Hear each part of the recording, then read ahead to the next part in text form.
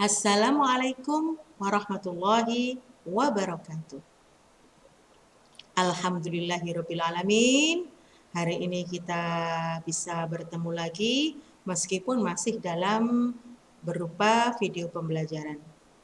Mudah-mudahan Allah segera mengangkat wabah virus ini dari muka bumi dan selalu menjaga kita, keluarga kita, saudara kita, sahabat-sahabat kita, semua penduduk bumi ini dari virus tersebut. Amin ya robbal alamin. Baiklah anak-anak, setelah PTS berlalu kemarin, hari ini kita ke bab baru pada mata pelajaran Tarikh Islam bab 4 dengan judul Para Rasul Ulul Azmi. Ini pertemuan ke-1 ya, nanti akan ada pertemuan selanjutnya. Anak-anak kita harus lebih tahu dulu, apa yang dimaksud dengan Rasul Ulul Azmi itu? Nah, secara bahasa, kata ulul azmi terdiri dari dua suku kata.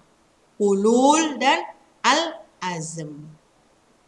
Terdiri dari dua suku kata, ulul dan al-azm. Ulul berarti memiliki. Al-azm berarti keteguhan hati. Ya, kalau secara definisi arti dari ulul azmi adalah rasul-rasul yang terkenal kesabaran dan ketabahannya dalam menjalankan tugas berdakwah dari Allah Subhanahu wa taala. Ya, arti dari ulul azmi adalah rasul-rasul yang terkenal kesabaran dan ketabahannya dalam menjalankan tugas berdakwah dari Allah Subhanahu wa taala. Nah, ulul azmi ini adalah gelar yang diberikan oleh siapa? Oleh Allah. Kepada siapa? Kepada para rasul yang memiliki kedudukan istimewa karena ketabahan dan kesabaran yang luar biasa dalam berdakwah. Jadi, ulul azmi ini adalah gelar yang diberikan oleh Allah kepada para rasul yang tabah dan sabar yang luar biasa dalam berdakwah. Tidak semua nabi mendapatkan gelar rasul ulul azmi ini. Ada 5 nabi yang mendapatkan gelar ini. Siapa nabi itu? 1, Nabi Nuh alaihi salam. Yang kedua, Nabi Ibrahim alaihi salam. Yang ketiga, Nabi Musa alaihi salam. Yang keempat, Nabi Isa alaihi salam. Dan yang kelima, Nabi Muhammad sallallahu alaihi wasallam. Nah, untuk lebih mudah menghafalkan dari 5 nabi yang mendapatkan gelar Rasul Ulul Azmi ini, di sini buat singkat NIMIM. Ya, NIMIM, NIMIM. N pertama Nabi Nuh alaihi salam, Nabi Ibrahim alaihi salam, M Nabi Musa alaihi salam, Nabi Isa alaihi salam, dan M Nabi Muhammad sallallahu alaihi wasallam. Ya, NIMIM ya, Nuh, Ibrahim, Musa, Isa, Muhammad. Ya, NIMIM. Nah, ketangguhan Rasul Ulul Azmi ini. Cobaan-cobaan sangat berat Rasul Ulul Azmi ini antara lain 1, Nabi Nuh alaihissalam. Apa cobaan yang sangat berat? Bahwa Nabi Nuh ini berdakwah hampir 1000 tahun usianya. Jumlah umat pengikutnya tidak lebih dari 200 orang. Bayangkan, usianya sampai mencapai 1000 tahun, pengikutnya tidak lebih dari 200 orang. Berikutnya, cobaan yang sangat berat dari Nabi Ibrahim alaihissalam, sejak bayi sudah diasingkan di gua. Setelah dewasa berhadapan dengan raja dan masyarakat penyembah berhala. Ini cobaan Nabi Ibrahim alaihissalam.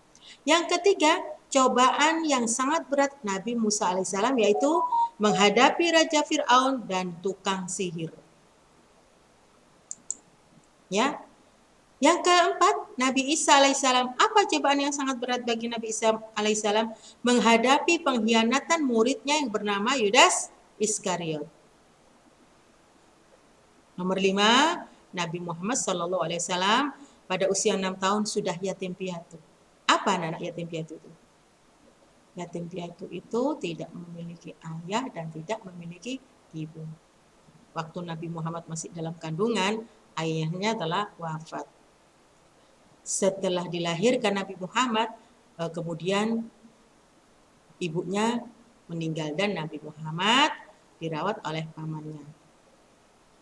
Ya, setelah dewasa membantu paman yang merawatnya itu, dan saat menjadi rasul, penentangnya bukan hanya dari orang lain, tapi juga dari salah satu pamannya sendiri. Siapa? Ada yang tahu? Nah, paman Abu Lahab itu.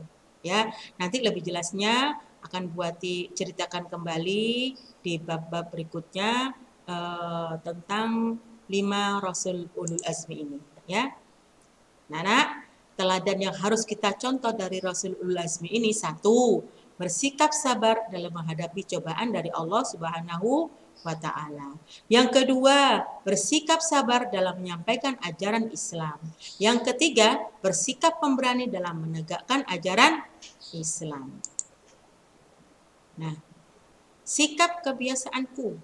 Satu, aku harus sabar dalam menghadapi cobaan dari Allah Subhanahu wa Ta'ala. Dua, aku harus sabar dalam belajar. Yang ketiga, aku harus mencontoh kesabaran para rasul dalam berdakwah.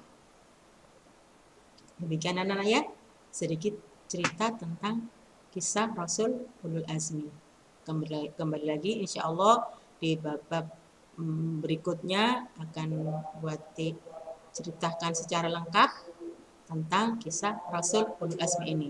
Selanjutnya nanti dilihat lembar kerja siswa di paket tarikh bab 4 halaman 34. Nanti setelah dikerjakan cukup diparaf ayat atau bunda sebagai tanda bahwa Ananda sudah mengerjakannya. Demikian anak-anak ya. Buat diucapkan terima kasih kepada ayah bunda yang selalu mendampingi Ananda dalam belajar di rumah. Mudah-mudahan ini akan menjadikan panjenengan semua sebagai amal jariah. Amin ya rabbal alamin. Mohon maaf apabila ada kesalahan. Nasrun minallah. Wassalamualaikum warahmatullahi wabarakatuh.